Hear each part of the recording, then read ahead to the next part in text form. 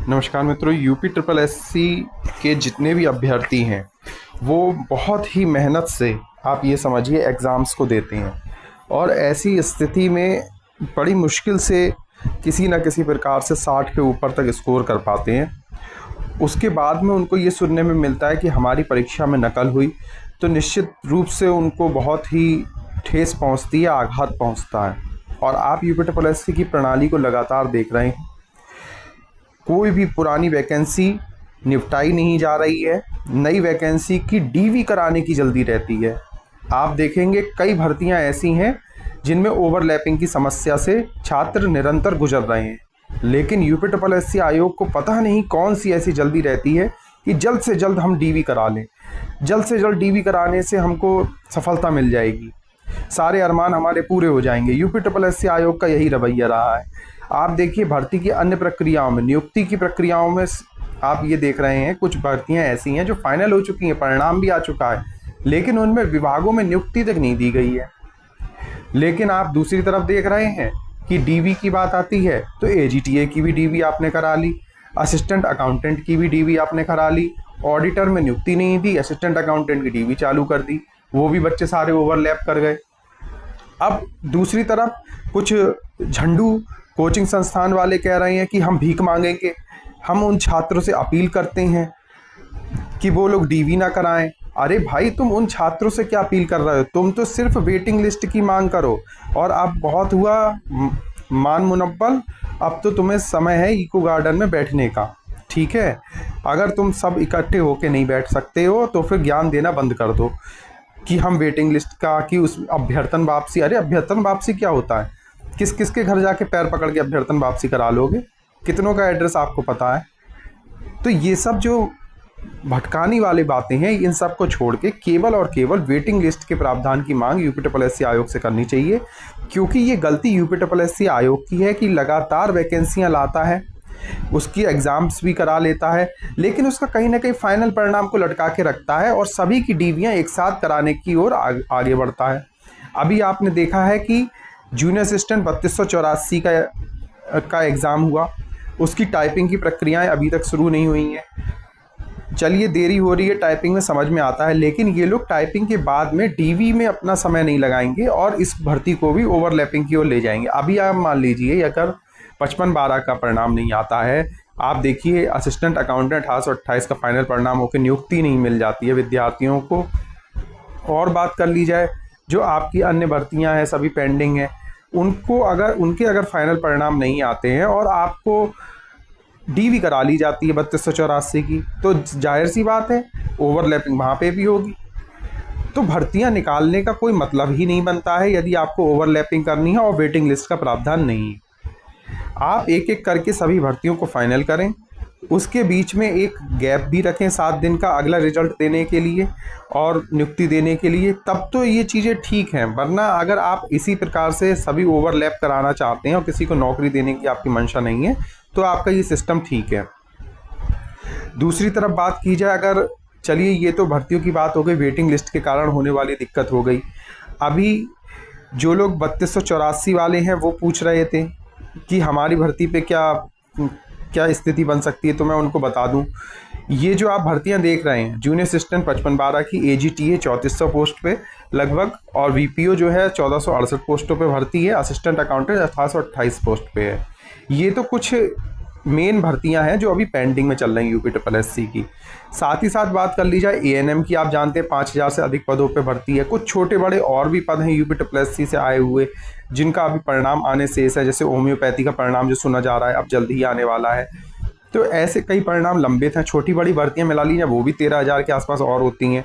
तो कुल मिला के आप ये देखिए 25,000 पदों पे लगभग जो प्रक्रिया है वो पेंडिंग में है वैकेंसीज की, और आप नई भर्तियां निकाल के ला रहे हैं, उनकी एग्जाम्स करा रहे हैं, उनकी डीवी की ओर आप बढ़ रहे हैं। आप पहले पुरानी जो भर्तियां आई हुई हैं 2022 से 2025 की, वो तो आप कंप्लीट करिए। 2022-23 की पेंडिंग भर्तियां पड़ी हैं, उन पे तो नियुक्ति दीजिए, उसके बाद में आप अगली डीवी की ओर बढ़िए। आपको डीवी कराने की कौन सी जल्दी पड़ी हुई है? किसी अभ्यर्थी को अपनी डीवी कराने की जल्दी नहीं है। यूपी ट्रिपल एससी आयोग इस बात को जान ले।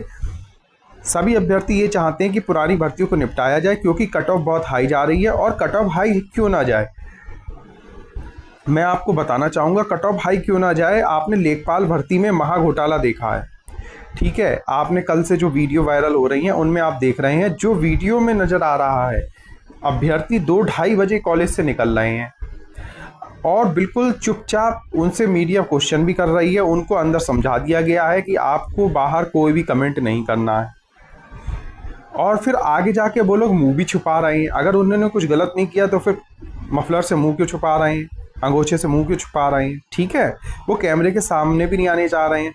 अब इस पे आयोग को और वहाँ के प्रशासन को ये चीज़ें स्पष्ट करनी चाहिए, ये अभ्यर्थी 2:30 बजे सेंटर से क्यों निकल रहे हैं इतनी बड़ी संख्या में।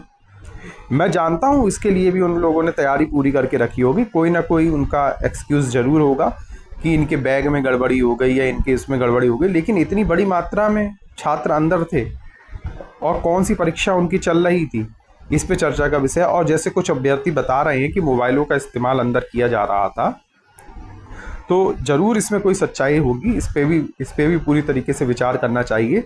तो कल भी मैं आपको कट ऑफ बताने वाला था लेखपाल की, जब मैं वीडियो बना रहा था तभी मेरे पास फ़ोन आ गया था कि इसमें कहीं ना कहीं कुछ गड़बड़ियाँ हुई हैं, कुछ सेंटरों से खबर आई है। तो मैंने कहा ऐसी स्थिति में आपको एक संभावित कट ऑफ बताना आपके साथ बेईमानी करना होगा। और यदि जिस प्रकार से सुना जा रहा है कि 2 से 3 सेंटरों पे बच्चे देर में निकले हैं, कुछ बच्चे कुछ सेंटरों पर 1:30 बजे छोड़े गए हैं, कुछ सेंटरों पर 2:30 बजे के बाद बच्चे छोड़े गए हैं, 2:30 बजे छोड़े गए हैं, ठीक है। तो अगर ऐसी स्थिति बनती है तो निश्चित मान लीजिए जनरल कैटेगरी में लेखपाल की कट ऑफ 70 को क्रॉस करती हुई आपको नज़र आएगी फाइनल में, ठीक है। हो सकता है डीवी की आपको 64, 63, 65 के आसपास देखने को मिल जाए, लेकिन अंत में आपकी कट ऑफ निश्चित रूप से बढ़ना तय है। तो एक तरफ आप इस तरीके की गड़बड़ियां भी नहीं रोक पा रहे हैं, दूसरी तरफ महंगाई का आलम देखिए आप क्या है, हर पैमाने पे आप विफल रह रहे हैं। तो अभ्यर्थियों की ये जो मांग है अपनी भर्तियों को लेके, इस पे यूपीएससी आयोग को विचार करना चाहिए। वेटिंग लिस्ट के प्रावधान के लिए लगातार मांग कर रहे हैं, उसको देना चाहिए यूपीएससी आयोग को।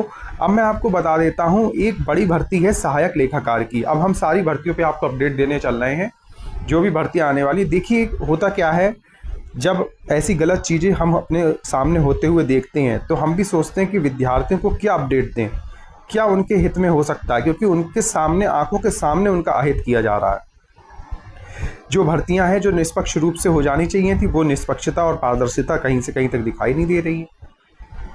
और चीज़ें अब हर बार में कुछ नया बदलाव करके और फ्रॉड किया जाता है अभ्यर्थियों के साथ। कभी पेपर आउट किया जाता है, कभी सेंटरों पे घोटाले हो जाते हैं, कभी कभी सेंटर ही को हाईजैक कर लिया जाता है। तो ऐसी सब अगर स्थितियां बन रही हैं तो इस पे जो भी इससे संबंधित अधिकारीगण हैं इनको ध्यान देना चाहिए। और इस तरीके से भ्रष्टाचार ठीक नहीं है। मैं जानता हूं कि हमाम में सब नंगे हैं और एक नंगा क्या दूसरे को कुछ ज्ञान दे पाएगा, तो ये चीज़ें ठीक नहीं है और इन चीज़ों को सुधार होना चाहिए।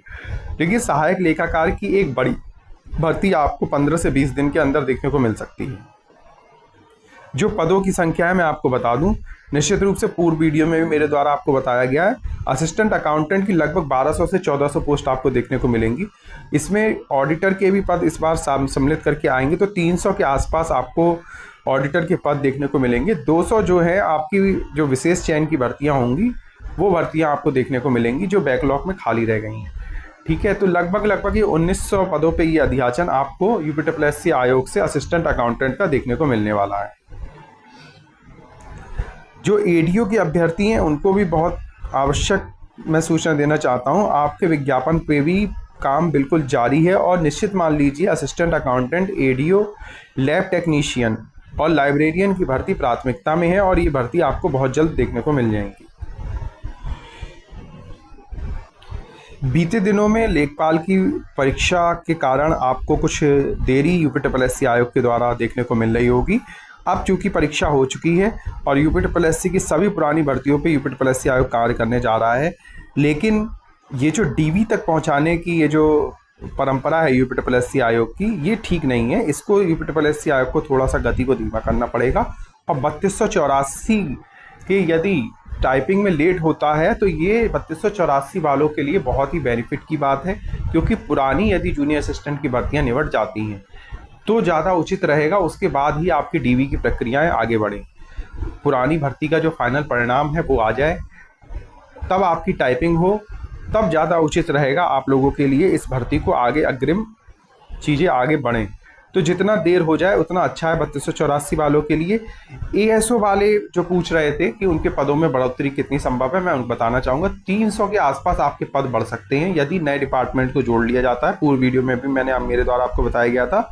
लोअर पीसीएस में 500 के आसपास, प्रदूषण भर्ती जो प्रदूषण बोर्ड से एक भर्ती आई थी इसमें आपके 200 के आसपास पदों की बढ़ने की संभावना प्रबल है। और ये जो पद है ये आपको बहुत जल्दी एक नोटिफिकेशन आएगा, इसके द्वारा बढ़ते हुए दिखेंगे। अलग अलग नोटिफिकेशन अलग अलग भर्तियों के आपको देखने को मिल जाएंगे।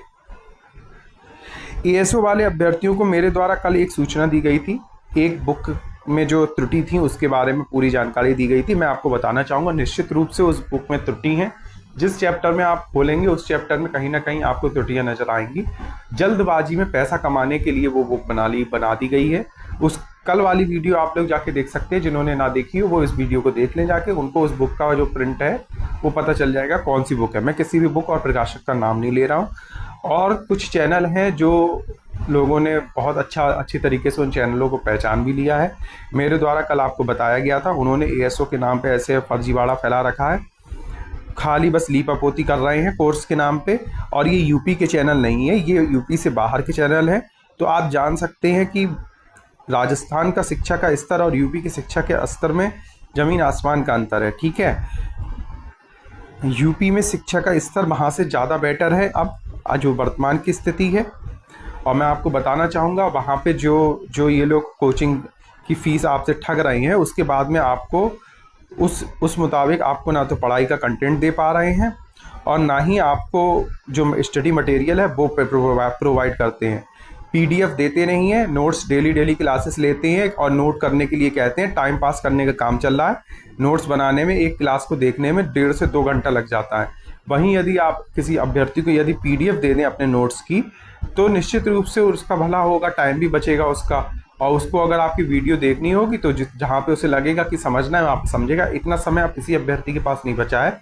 मैं बताना चाहूँगा एएसओ का जो आपका एग्ज़ाम है वो बहुत जल्द होने वाला है। ये आप ये मान के चलिए 23 अगस्त और 6 सितंबर की मेरे द्वारा आपको जो तिथि बताई गई है इसी के आसपास आपको एएसओ का एग्ज़ाम होता हुआ नज़र आएगा। तो अगर आप इन सभी कोचिंग चैनलों के चक्करों में रहेंगे तो ये सिर्फ आपका टाइम बर्बाद करेंगे और अंत में आप देखेंगे लगभग 30 से 40% ही क्वेश्चन आपको पता चलेंगे कि कुछ सिमिलर क्वेश्चन आपको दिखेंगे, बाकी आपको उसमें भी डिफ़िकल्टीज़ फेस करनी पड़ेंगी। तो अच्छा होगा कि आप जो ऑथेंटिक सोर्सेस हैं उनसे तैयारी करें, जो पूर्व में राइटर्स की बुक्स हैं उनसे आप पढ़ें, जो आपने ग्रेजुएशन में बुक्स पढ़ी होंगी उनसे आप अपनी तैयारी करें, क्योंकि इसमें अगर 60% भी आप स्कोर कर जाते हो तो ये आपके लिए एक अच्छा स्कोर होगा। और मैं आपको बताना चाहता हूं कि एएसओ की ये जो भर्ती है आपने 5-6 साल बाद देख रहे हैं, आप 2019 के बाद अब ये देख रहे हैं, लगभग 7 साल का समय हो गया है। ठीक है, तो इतने लंबे अंतराल पे ये भर्ती आती है। पहले इस भर्ती का बारे में किसी को विशेष जानकारी नहीं होती थी। अब चूंकि विभिन्न सोशल मीडिया प्लेटफॉर्म पे लोगों को अभ्यर्थियों को जानकारी हो रही है, तो वहीं दूसरी तरफ जो गिद्ध बिहड़िए हैं उन्होंने अपना जाल फैला लिया है कोचिंग सेंटरों का, और उनके पास खुद शिक्षक नहीं है उस विषय के और वो उसको पढ़ाने में लगे हुए हैं बुक्स से। ठीक है, वो सोचें लीपापोती कर देंगे, थोड़ा मीडियन मोड समझा देंगे और ऐसे ही हम कम से कम नहीं तो 80 नंबर का तो अच्छे से पढ़ा ही देंगे, बाकी ऐसे ही ऊपर से बेसिक समझा के निकल जाएंगे। ठीक है, तो ये सब करना आप थोड़ा अभ्यर्थियों के साथ बंद कीजिए। अगर पढ़ाना है तो उन्हें मेहनत से पढ़ाइए और सफलता की उनको गारंटी दीजिए। ठीक है, अभ्यर्थी पढ़ना चाहता है लेकिन उसको वो कंटेंट आप प्रोवाइड नहीं करा पा रहे हैं। आप 1.5-2 घंटे की क्लासेस ले रहे हैं, उसका समय बर्बाद कर रहे हैं और कुछ नहीं कर रहे, और उससे किसी भी अभ्यर्थी का कोई भी भला नहीं होना है। तो एएसओ के जो भी अभ्यर्थी हैं उनका ये मान लीजिए आपका परीक्षा होने जा रही है, तो अपनी परीक्षा की तैयारी कीजिए और किसी भी कोचिंग सेंटर के झांसे में ना आए, बड़ी फीस अमाउंट ना पे करें। अगर कोई यूपी का चैनल आपको लगता है जो ठीक ठाक पढ़ा रहा हो तो आप ले सकते हैं, कोई दिक्कत नहीं है। एक आध चैनल में पैसा बर्बाद करना भी बुरा नहीं है। तो ये यूपीएससी को लेके कुछ अपडेट थी आपके लिए। वेटिंग लिस्ट का प्रावधान होना बहुत ही ज़रूरी है। जूनियर असिस्टेंट 3284 वाले अभ्यर्थियों को इससे निश्चित रूप से फ़ायदा मिलेगा। जो कट ऑफ अभी आप ये मान लीजिए 82 के आसपास दिख रही है जाती हुई, वह कट ऑफ लगभग यदि वेटिंग लिस्ट का प्रावधान हो जाता है तो निश्चित मान लीजिए 3 नंबर कम जा सकती है। और जो 79-78 वाले अभ्यर्थी हैं उनको भी मौका मिल सकता है जूनियर असिस्टेंट बनने का। तो यदि वेटिंग लिस्ट का प्रावधान हो जाता है तो ये हम सभी के लिए बहुत ही हितकर होगा। तो यूपीएससी आयोग को इस ओर ध्यान देना चाहिए। जिन्होंने भी इस चैनल को सब्सक्राइब ना किया, इस चैनल को सब्सक्राइब कर लें। वीडियो को ज़्यादा से ज़्यादा लाइक और शेयर कर दिया करें। वीडियो देखने के लिए आप सभी का बहुत बहुत धन्यवाद।